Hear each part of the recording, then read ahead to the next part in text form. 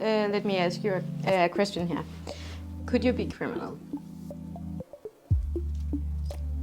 I guess if given the circumstances, anyone could be a criminal, right? Yeah. So when I talk to criminals in the prisons, many of them don't understand why I would spend my time talking to them. They don't think they are worth my time. I'm not getting paid to talk to them. I have to drive my car to the prisons on my own bill.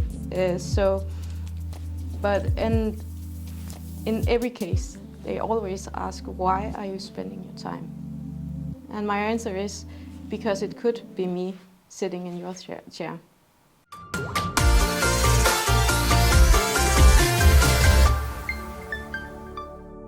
Well, my name is Mona Lisa. I used to work in banks before I started in MAPGroup. And MAPGroup is a kind of a different company. It's not the typical financial crime prevention company or tech company.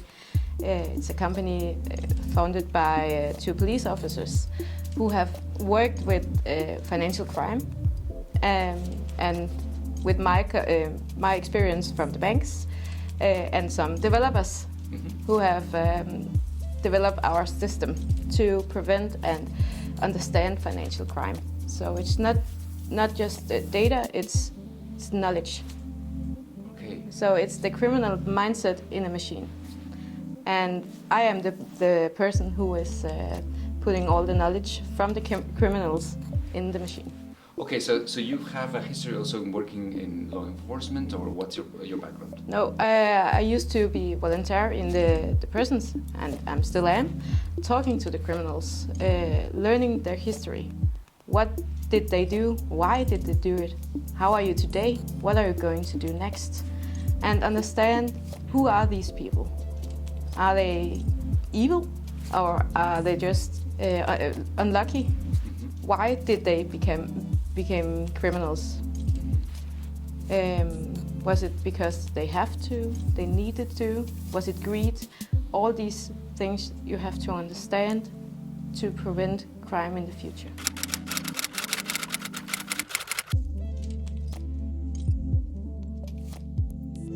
It's about understanding and building scenarios so we can analyze patterns and use it to prevent the crimes before it happens. So you have to be 2 steps ahead of the criminals. What is the next opportunity to commit financial crime? Is it something in our community, like the economic situation right now, or is it a war in Russia? All these different bricks in a big puzzle to understand how to be a criminal. What is the possibilities?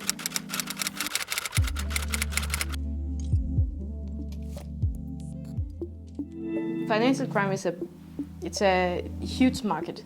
It's a lot of things. It can be the regular theft of money from an elderly woman, or it can be fraud from the government. It can be taking money from narcotics, human trafficking, and trying to make them legal by laundering them between multiple layers to make illegal money legal. Everyone is a victim, but the hardest victims is really the poor ones, the ones who need the system, our social systems, money to exist. Because when there is less money in the state, it really hurts the poor and the elderly, the kids, the educations, innovation, new companies, everyone, because someone has to pay the bill.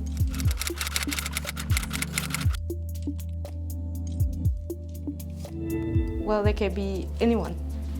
When I am talking to criminals, I have talked to people from gangs who have grown up in a tough environment, used to commit violence, narcotics, dealing with weapons and stuff like that, but I have always also talked to people who is lawyers, have high educations, lives good lives, a big career, a family, but they are still criminal, but on a big scale, financial crime.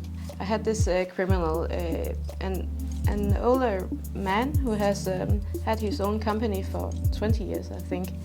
It was a success, but then the market changed, and the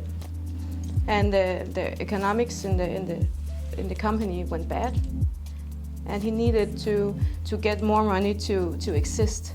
And it was his baby, it was his life, this company. He has built it, he has worked there all his life. And then the only opportunity for him was to either close the company or get some money. So he chose to be a criminal. So he created a factory, invoice factory, and committed money laundering for more than 200 million Danish kroner. And is he evil? No. He just couldn't see his life's work going to the ground. But the consequences for him was not just that he ended up in jail and he lost his company, he lost his family, his kids, his wife, everything. And when he's have done his time in the prison, what's going to be with him? He can't get a new job. No one will hire him. So he can live from social services, or he can commit new crimes. That's what he can do now.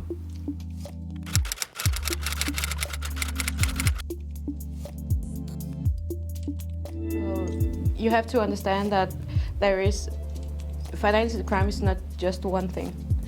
The money you have to launder have to come from somewhere. It can be money you steal from the government, or it can be illegal money from narcotics, human trafficking, and stuff like that. So you are involved in that crime as well, but not necessarily the one who have committed it. So often you're just the next step, and you have to understand the money you're laundering through your company or the structure you have built. The money there is on the other side can be used to criminal activities as well. So money who originated from narcotics and then got cleaned and then is used for financing terrorism. That can be an example for what is really happening. Financial crime isn't just a simple crime. You could be a simple thief, but you can also be this great lawyer who just sees the opportunity to get even richer. It can be greed, it could be out of necessity, it can be pressure from your friends, it can be the need of feeling that you belong, that you have someone care. If you don't have a family and someone invites you into their little community, but you have to do what the other do, which could be financial crime.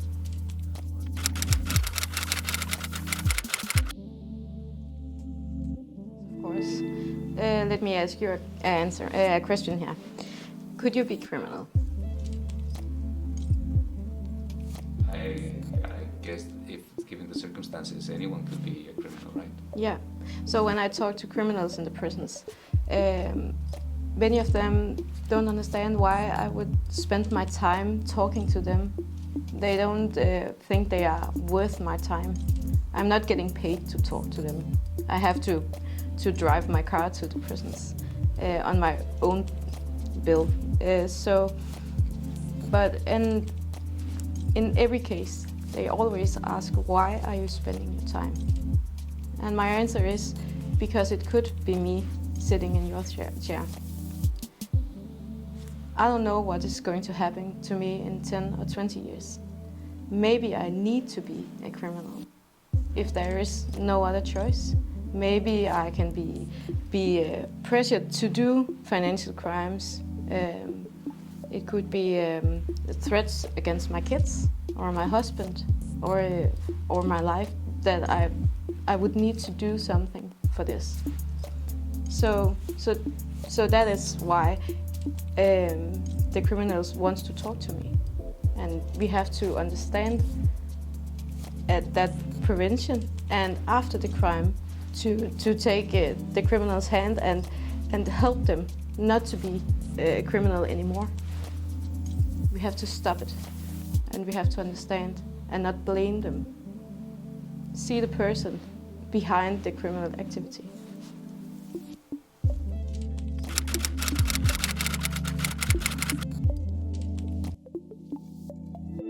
You have to understand the criminal is also the victim in almost any case.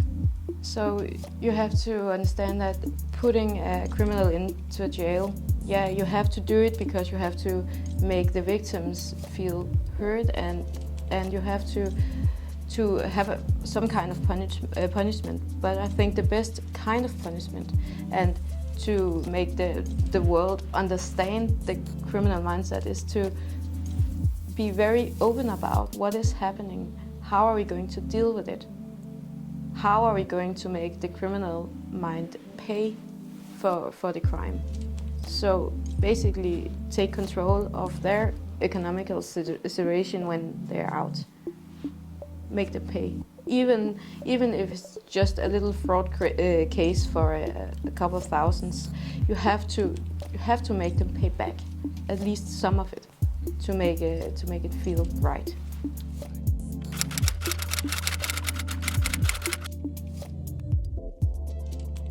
You have to see the prevention first. It have to be hard to be a criminal. It should not be worth it. So we have to build this big fence around the possibilities. It happens in the banks with the lawyers, the accountants, all the way around. How can we make it difficult to be a criminal? Can we do some? Can we make a defense by understanding the person and the company and what their intentions is when they're changing something in their company or in the way they live, the way they spend money? Is there something off? You have to react now, not in a month, and then ask the questions, the right questions, and you have to understand that if you ask a criminal, "Are you going to be a criminal?" they would say, "No, I'm an angel." So you have to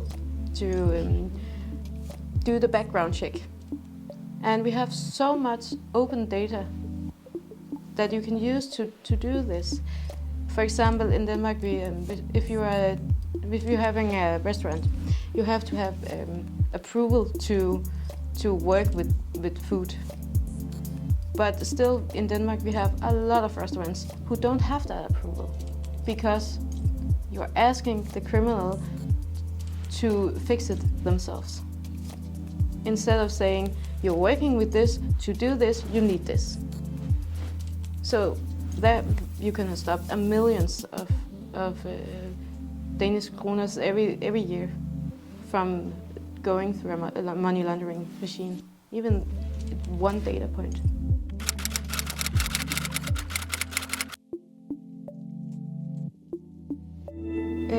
I think from the UK, there is a lot of really interesting perspectives.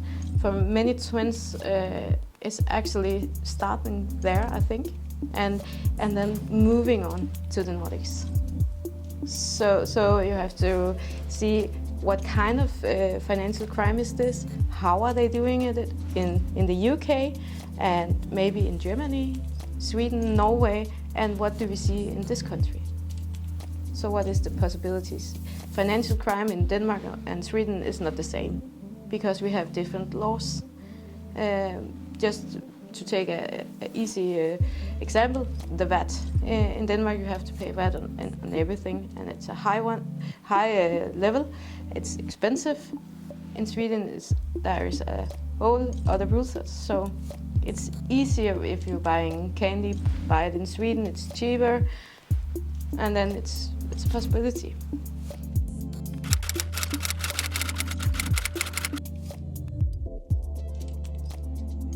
Instead of making the business owners responsible to get these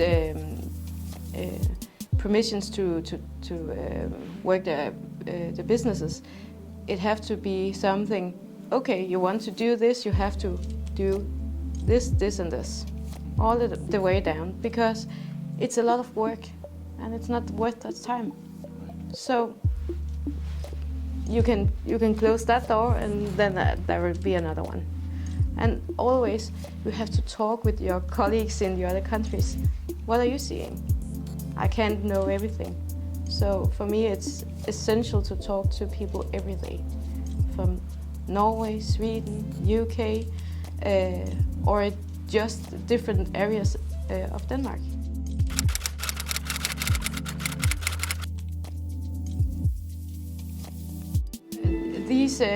These meetings where you can learn from other countries is often in a high level. Example in the banks, you have to be the AML responsible or something like that. But in real life, they don't understand the cases because they're not doing them. You have to talk to the people who is seeing the patterns, who's working with them, who's talking to the customers. So if you took a few persons from the different banks in the different countries, put them in a room and talked about, okay, this is the patterns we see right now, and map it down, and then you can learn, we are doing it this way to prevent. Okay.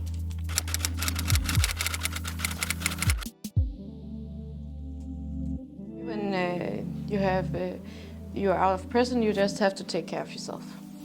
You are on your own, but I think there should be a next layer, maybe an after prison in reality, to help the criminal maybe get a job if it's possible, something to do,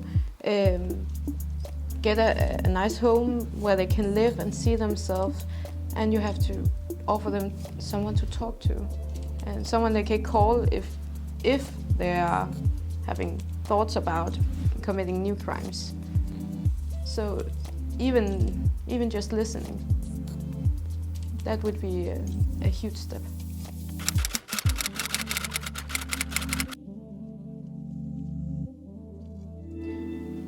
No, I don't think so, because some crimes is committed by a psychopath. I'm not sure about it, but because I really don't know anything about it, but someone just can't be fixed. I think. So you can say this type of crime is the same as that. You have to understand the specific type of crime and why did they do it, and understand the person behind it, and then make a plan for what to do with you, and not a huge amount of people who have committed crimes. Right. Also, I wanted to ask you about your shirt. We had a conversation about it. Can you just always say never do nothing? Yeah. Tell us a little bit about that. I just saw it in a children's store. I think it's amazing because it's important. Never do nothing. You have to do something. If you're doing something, it's always better than doing nothing.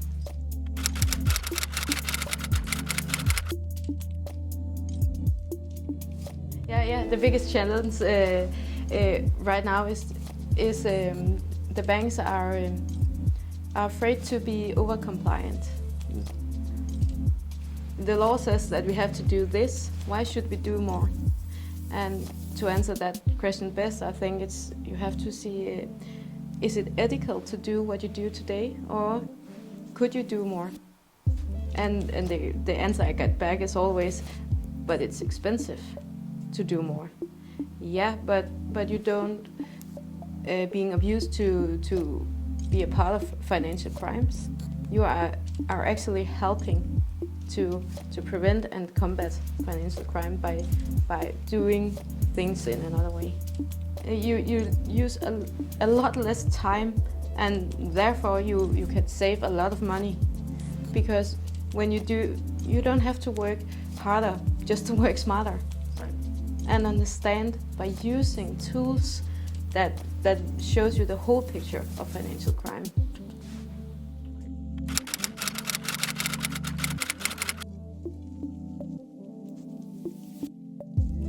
We have to change the way we work with financial crime. We have to go away from, we used to do that, and instead say, what can we do now? That is very important.